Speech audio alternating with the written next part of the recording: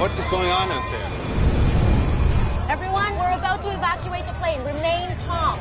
I certainly knew that with both engines on fire, it was not going to go well. 157 passengers rush to escape a burning 737. Let's go! It goes up like a bomb.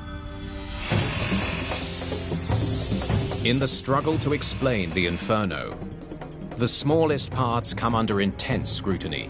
The analysis leads to a stunning discovery. Where is it? It was a true breakthrough in the investigation. The failure that doomed China Airlines Flight 120 is putting more lives in danger every day. We really didn't anticipate that there's a risk, and it bit us.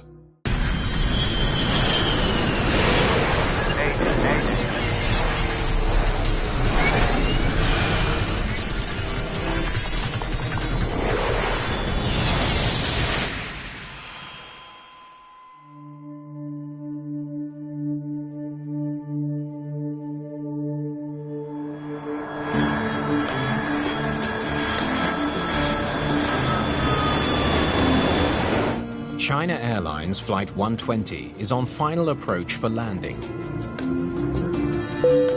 Ladies and gentlemen, we're about to begin our descent into Okinawa Naha Airport. Please give the flight attendants your full cooperation as they prepare the cabin for a landing. The captain is 47-year-old Yu Chien-koo. What's the weather for approach? Cloud ceiling is 8,000 feet. Winds at 8 knots. The first officer is 26-year-old Tseng Ta-wei.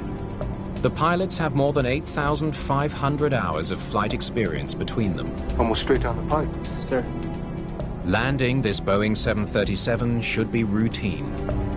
The 737 is probably the most popular airframe in the world. It's flown by most pilots as they start out in their careers. It's a short-range domestic airplane.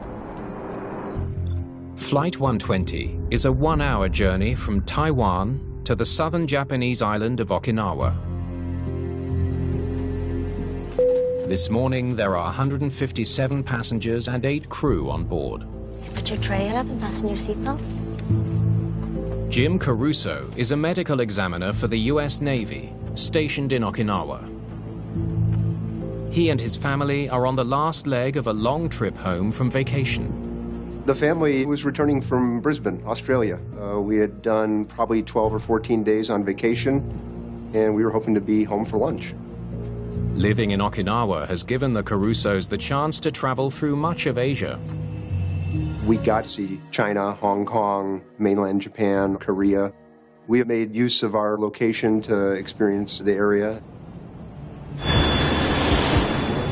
Naha Airport sits at the southern end of Okinawa, on the shore of the East China Sea. The pilots reconfigure their plane as they slow down and descend for landing. Let's go to flaps 25.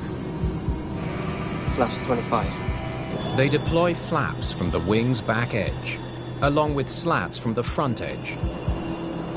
These devices keep the plane airborne at lower speeds. When we start configuring, we begin to put out flaps and slats, which extend the area of the wing and give us more lift and allow us to fly slower.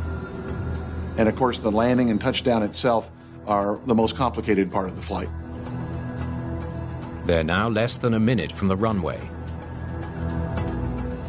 Okay, honey, you have to remain in your seat. I think everybody was looking forward to landing, getting off the airplane, and getting back to regular life.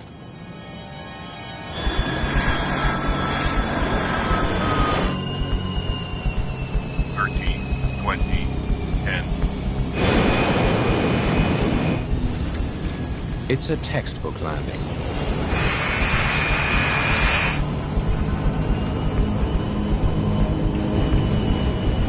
Flaps up.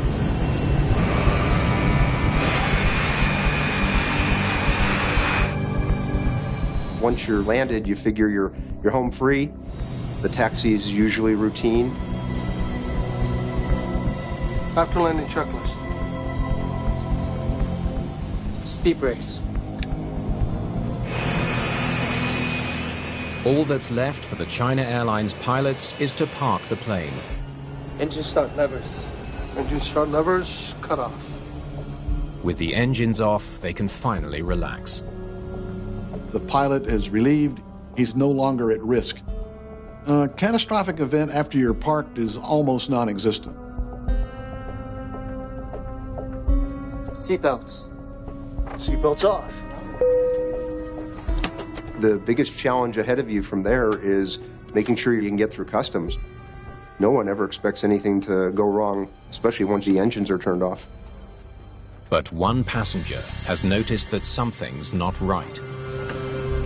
My wife was next to a woman who made some sort of exclamation towards the engine on the right side.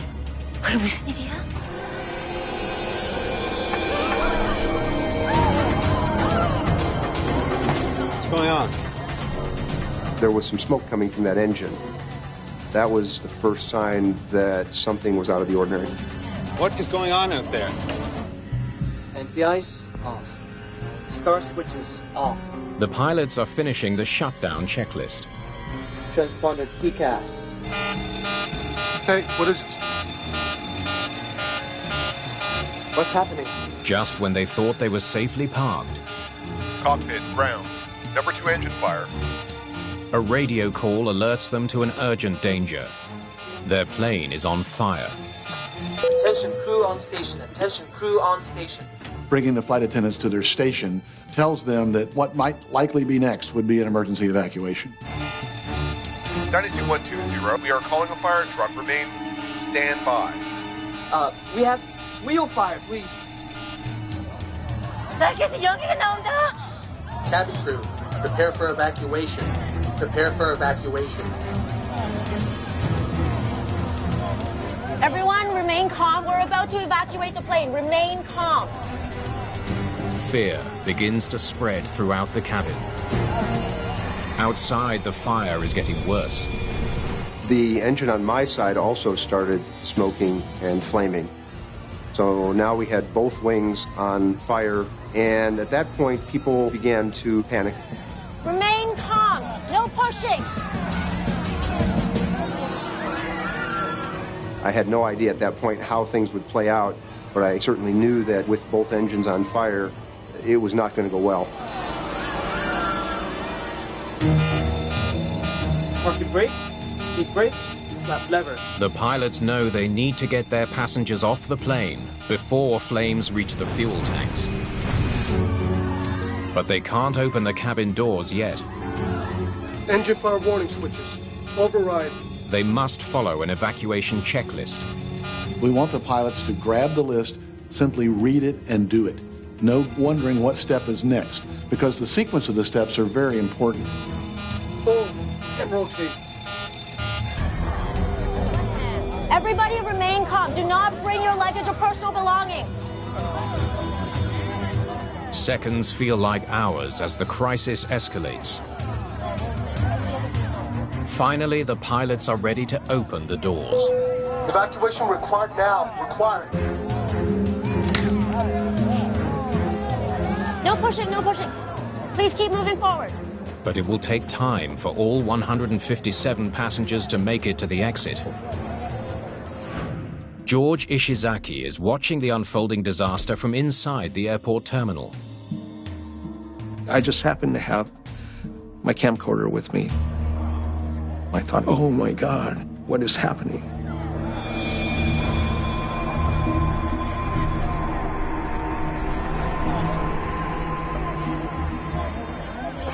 Keep moving forward. With the fire growing more intense, time is running out. Let's go, let's go! We were quite a ways back from any exit, since the overwing exits were useless. So my focus was really to get the kids moving forward and off the aircraft. 내 목발! 제발 내 목발 좀 전해주세요. 내 목발! Go ahead, all right? Jim Caruso stays behind to help other passengers get off the burning plane. I don't actually remember hesitating. It may have been a little difficult to make that decision since the kids were already moving forward. Okay, no pushing. Keep moving forward.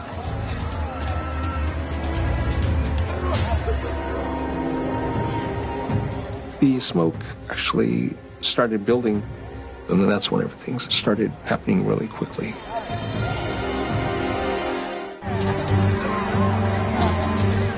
Jim Caruso is separated from his family. The heat and smoke are getting worse. He hears a cry for help. The woman behind me pointed towards the overhead bin. I was concerned if she was pointing towards flames coming in. I looked up and I saw a pair of crutches.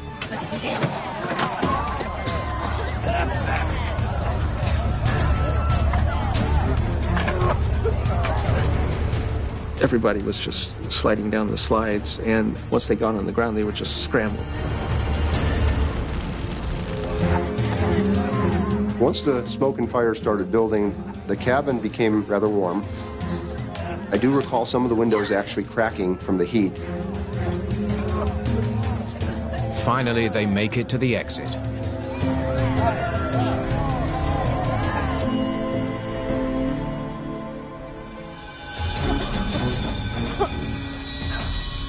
The plane has been burning for close to 3 minutes. It could explode at any moment. Captain, all passengers are evacuated. You're the last one. Gotta get out of here.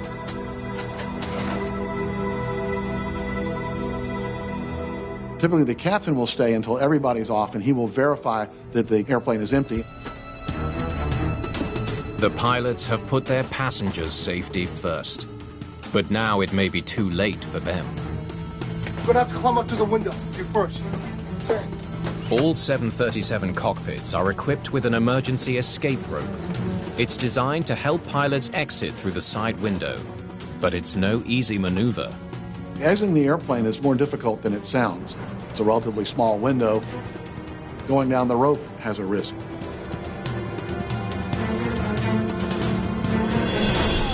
Then,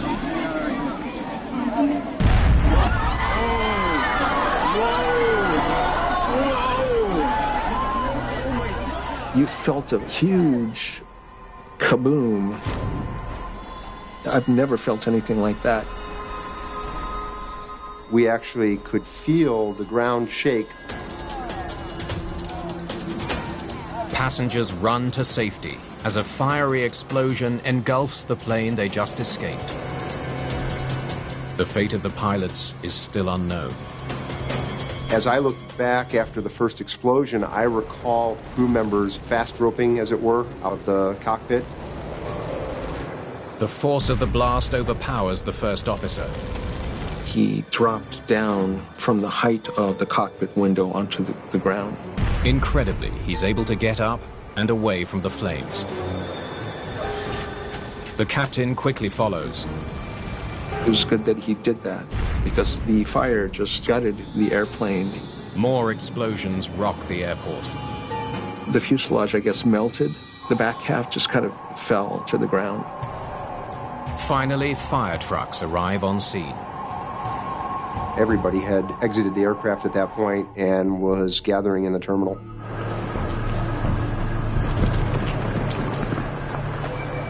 It was a huge relief to have the kids and my wife and I together. We certainly were looking back at the aircraft again in amazement. Fire on an airplane can quickly become lethal. Incredibly, on Flight 120, all 165 people on board have escaped unharmed. I've never heard of any evacuation where somebody wasn't hurt. To get this many people off in such a dire circumstance in a very short period of time with no injuries is miraculous. If there's a next time, passengers may not be so lucky. Pressure to figure out what happened falls on an international team of air crash investigators.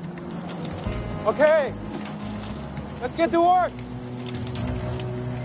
They need to explain how an airliner that had landed safely and turned off its engines suddenly burst into flames. We have no clue. We do not know what happened. We try to find out from the wreckage remains still on the apron.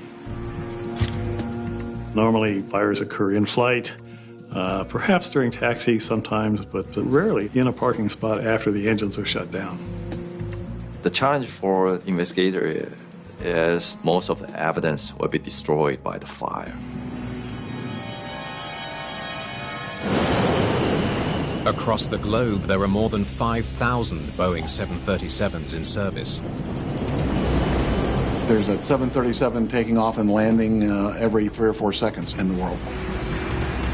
If the plane has a design flaw that somehow leads to uncontainable fire, countless passengers could be at risk. We're aware that the 737 is probably the most popular airliner out there. So there's a reason once an accident occurs to try to figure out what happened pretty darn quickly.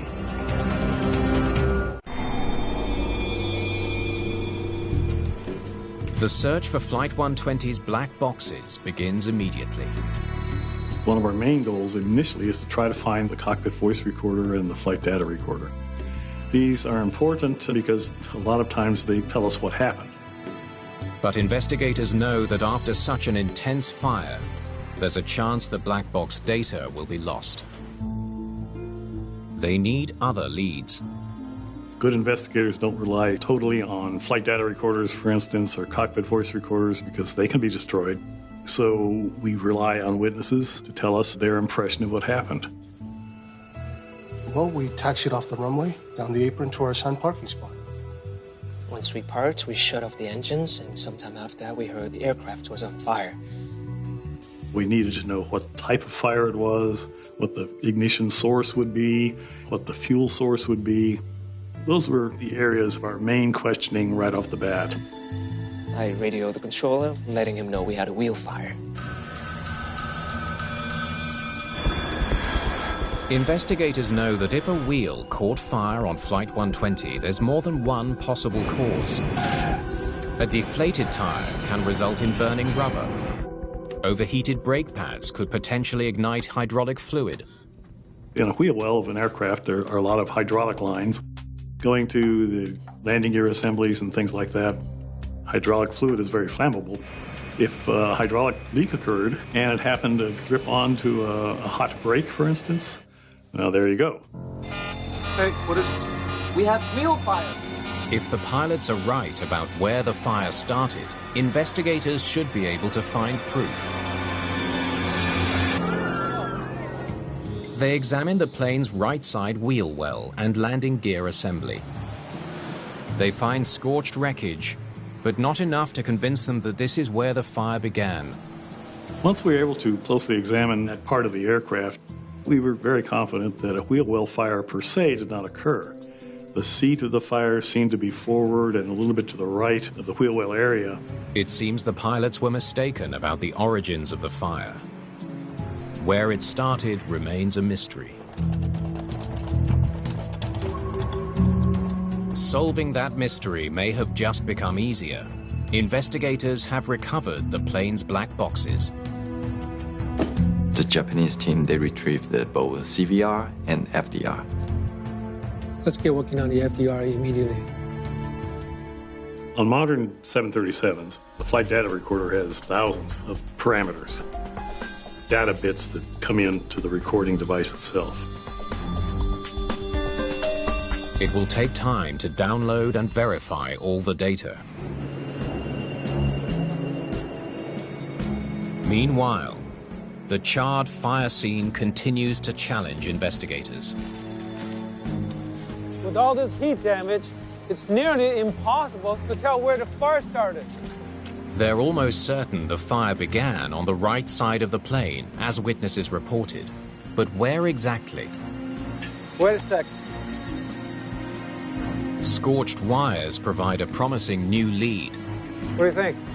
Did an electrical fire destroy Flight 120?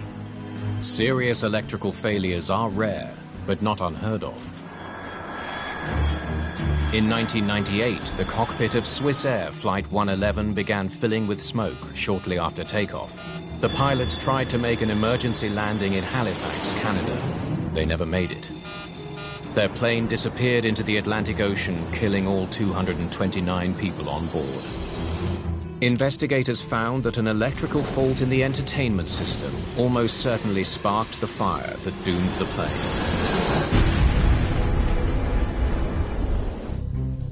Okay, let's see what we got. If the fire aboard Flight 120 was caused by faulty wiring, investigators may now be able to confirm it. They've successfully downloaded the black box data.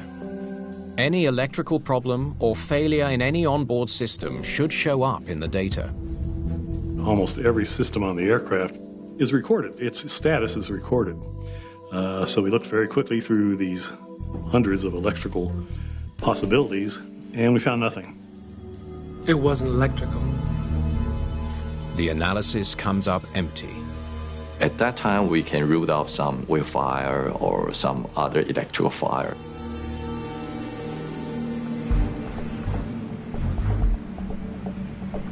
Investigators turn their attention to the aircraft's right engine.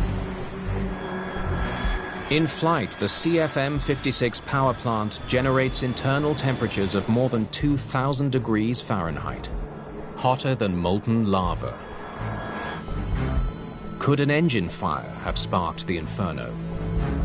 We, of course, looked at the engines very carefully, the right engine especially, because there was a lot of fire damage around it.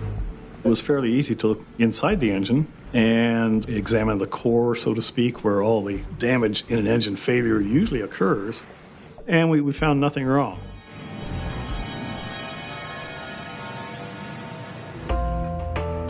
The engine was damaged externally, but not internally, so we eliminated it as a possible factor. What could have burned this entire plane down? The investigation has hit a wall. The cause of the catastrophic fire remains unknown, while every day thousands of 737s continue to fly.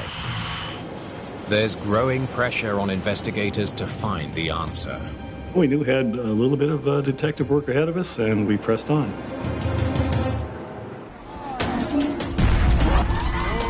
The video capturing the fiery destruction of China Airlines Flight 120 could provide investigators with clues to what started the fire. Whoa. The footage reveals just how quickly the flames spread through the passenger jet. But for investigators, the most important clue is missing. The recording hasn't captured the critical moment the fire started.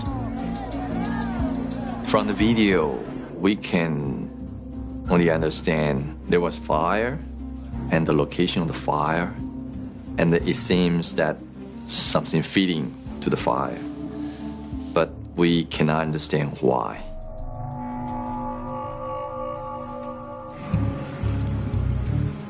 Investigators widen the search for leads.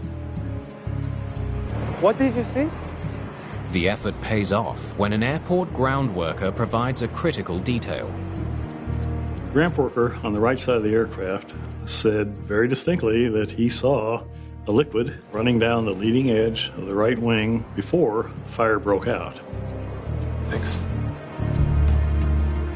Fluid leaking from this part of the wing of the aircraft can be only one thing: jet fuel.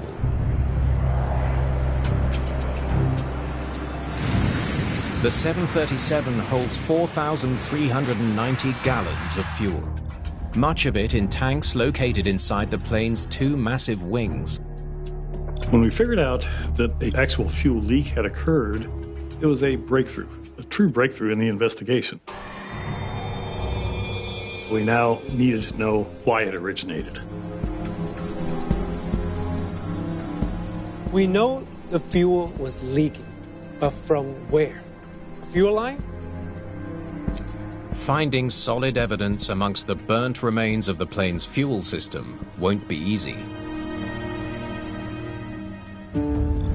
The Boeing 737-800 has high-pressure pumps inside the wing. They deliver 200 gallons of fuel per hour to the engine. All that fuel flows through flexible pipes. Could one of those fuel pipes be the culprit? Fuel lines are probably, in a sense, the most vulnerable part of a fuel system. They take bends, and sometimes they're exposed where they could get knocked or punctured by something. So we tried to trace the entire fuel system of the aircraft.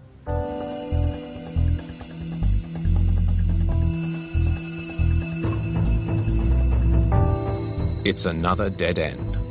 It wasn't the fuel lines. None of the fuel lines are ruptured. We had a lot of fire damage, but the fuel lines that we examined seemed to be intact and functional. Investigators still can't explain the fire. They know enough fuel leaked from the plane to feed the flames, but they don't know where it came from. Once we eliminated fuel lines per se as a possible problem, pretty much the only thing out in that area that could have gone wrong is a leak in the fuel tank itself. The plane's fuel tanks are made from aluminium alloy and designed to withstand the rigors of flight for years. They should never crack or leak.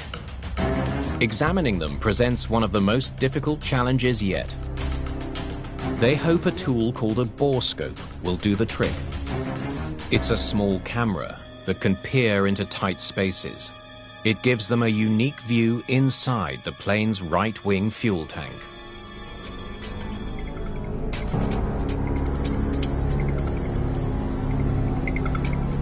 What it reveals changes the entire course of this investigation. Whoa, would you look at that? All of a sudden, clear as a bell, we saw this bolt sticking out of the fuel tank itself. Where the bolt came from is a complete mystery. But it has ruptured the tank right where the ground worker spotted leaking fuel. It's hard to describe how significant this was. I mean, this was the core of the investigation. Now we knew what happened. The rest of the investigation was trying to figure out why this occurred. A punctured fuel tank was the cause of one of the most infamous air crashes in history. A supersonic Air France Concorde burst into flames on takeoff after running over a piece of metal debris on the runway. Did a similar scenario lead to the total destruction of China Airlines Flight 120? Okay, we need to cut into this wing. Investigators need to get a closer look at the mysterious bolt that made a hole in the fuel tank. The investigator in charge said, yep, now's the time to start cutting into that thing.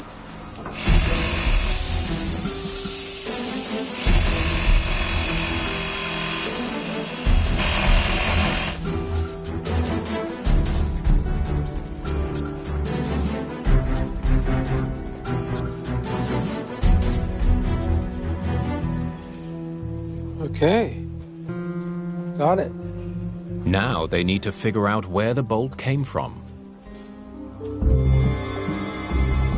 They study schematics of the 737 wing structure. We went back to the drawings and went back to things like maintenance records to try to figure out exactly what it was. They soon get their answer.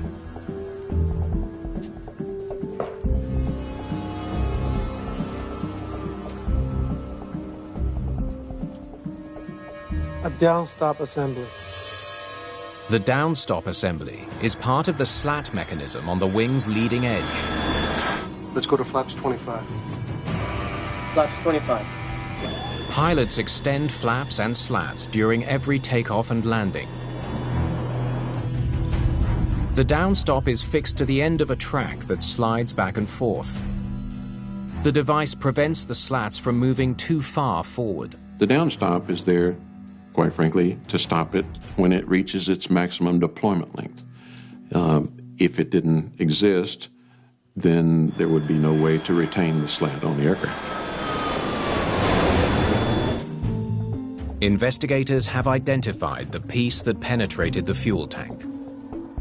They know it's not from another plane, like the runway debris that caused the Concorde disaster. But they have other important questions that need answers. We had the assembly. We knew it punctured the tank. Our next step was trying to figure out how this could possibly have occurred.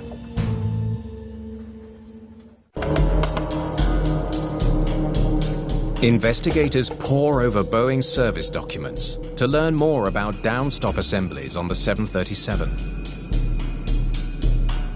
They make a surprising discovery.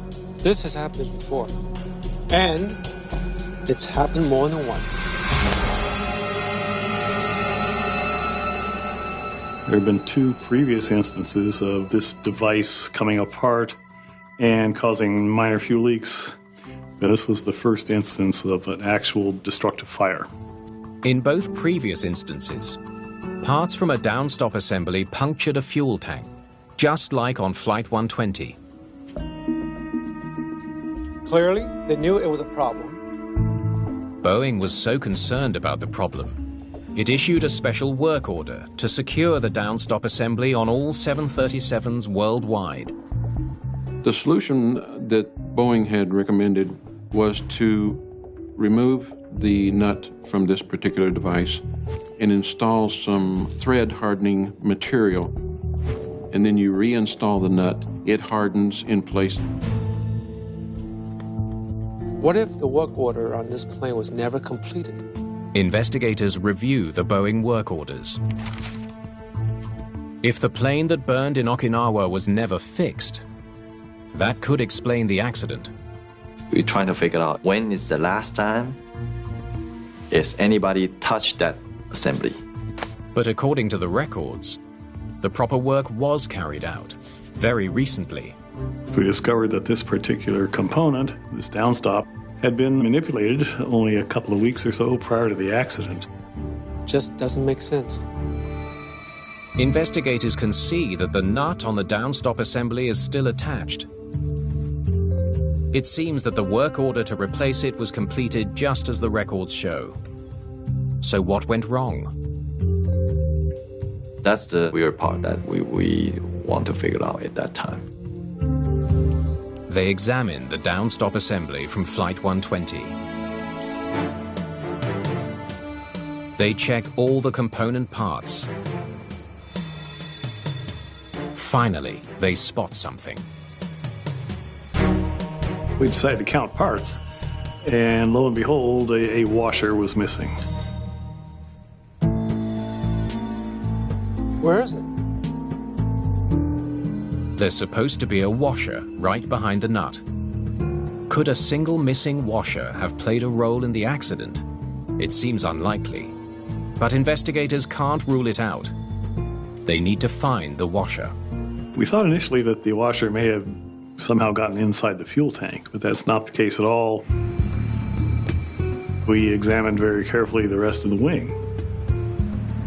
We found that particular washer in the leading edge assembly of the wing, just laying in there loose. The washer's a fit. Recovering the missing washer raises a puzzling question. The nut was on there and it was torqued down correctly, but there was no washer on it at all.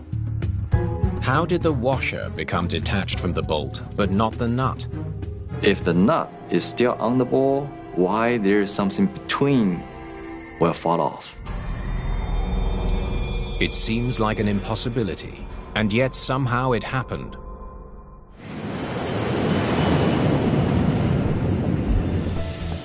The Flight 120 fire investigation heads to Taiwan and the headquarters of China Airlines. Investigators hope to shed some light on the mystery of the detached washer. I appreciate you making the time. We went to China Airlines to ask them to demonstrate how they do the maintenance work. Do you think you can show me how you completed this repair on the downstop assembly? Sometimes maintenance records don't tell you the true story. They can tell you that according to somebody, a maintenance procedure had been done correctly. But to get a better story, you have to actually watch the procedure being done. A mechanic demonstrates how he performed the downstop repair. You won't be able to see much of what I'm doing. Performing maintenance on this particular downstop is a little tricky.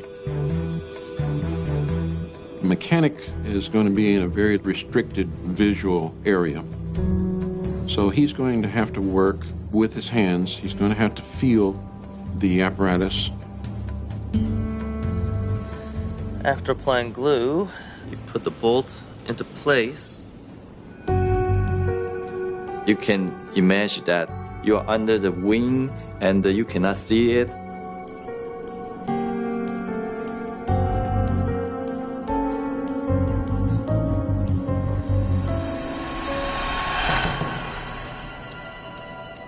Sorry, just dropped it.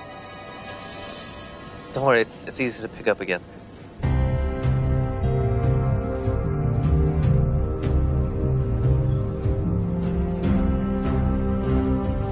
It's an eye-opening demonstration. And that's how it's done. Thank you. You have been very helpful. It's not very easy for them to confirm they finished their job and everything is in order there. Records show that the work order repair was the only time mechanics ever serviced the downstop in the history of the accident airplane. There's only one possible explanation for how the washer found in Okinawa came loose. It fell off during the maintenance procedure in Taiwan. It could have just slipped off the gentleman's fingers when he was trying to install it. It could have stuck to the nut and then fallen off just before he touched them together. A lot of things could have happened. The bottom line is the washer was not there.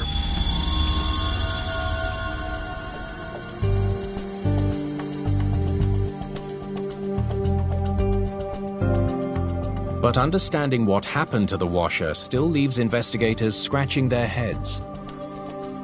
The downstop assembly had a well-tightened nut that was also glued to the bolt. How could it fall out?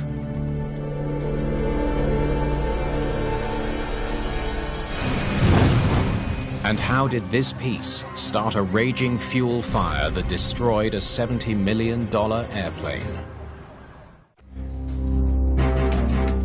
All right, now let's test it without a washer. Investigators experiment with the suspicious part from Flight 120 to see how it performs without the washer. The design of this assembly requires each component to play a specific role. So any piece that is not reinstalled is critical. They make a stunning discovery.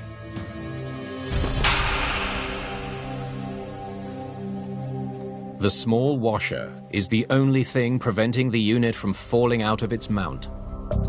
Without the washer, it fails. We discovered that the nut and the bolt was smaller than the rest of the assembly and that the washer was a required item. This is an example of an intact downstop assembly. We'll take the nut off. Take the washer off, the nut back on like they did in Taiwan. And now you'll note that the assembly itself is pretty ineffective. It falls apart without much problem at all. Finally, it's clear why the downstop assembly was able to fall out of the slat track. How it punctured the fuel tank is the final piece of the puzzle. But investigators believe the design of the slat mechanism itself may hold the answer. When the engineers are designing these aircraft, they take into consideration maximum space utilization. And for the design of a leading edge slat, they came up with something called a can. The slat can is the area inside the wing that houses the moving track. The can is a void that extends into the fuel tank and allows for the device that operates the slat to move in and out. The space inside the slat can is tight, just big enough for the sliding track.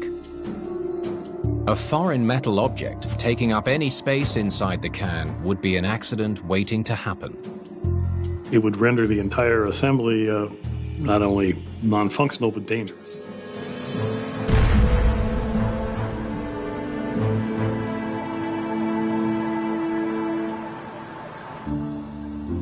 China Airlines Flight 120, 157 passengers, 8 crew. Investigators believe they finally understand the sequence of events that led to a devastating fuel fire in Okinawa.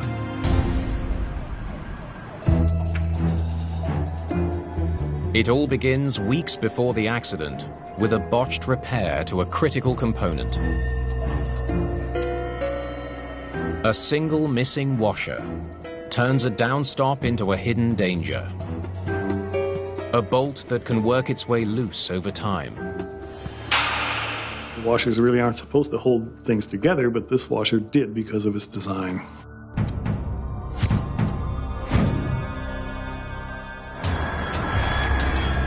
Six weeks after the failed repair, Please give the flight attendant your full cooperation as I prepare the cabin for landing.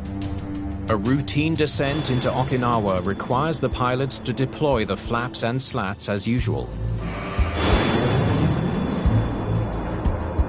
Inside one of the track cans on the right wing, the loosened downstop is just barely holding on. Touchdown is enough of a jolt to finally knock the downstop out of its track.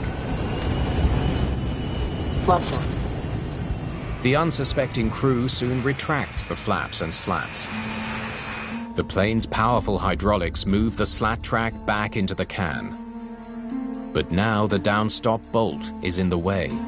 The track pushes it to the back of the can and then straight through, puncturing the right wing fuel tank.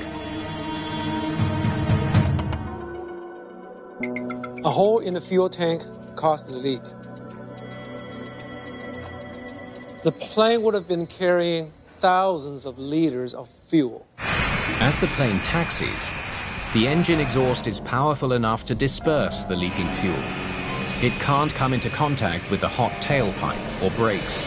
After landing checklist. But once the pilots park and shut down the engines, the situation instantly becomes much more dangerous. Engine start levers.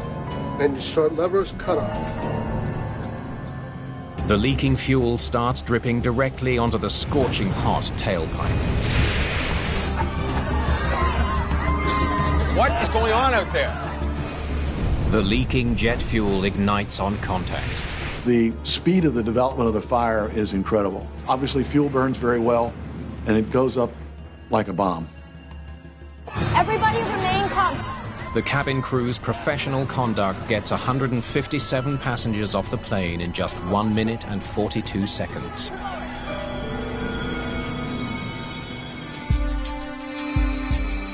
The Naha Airport fire leads investigators to a striking realization.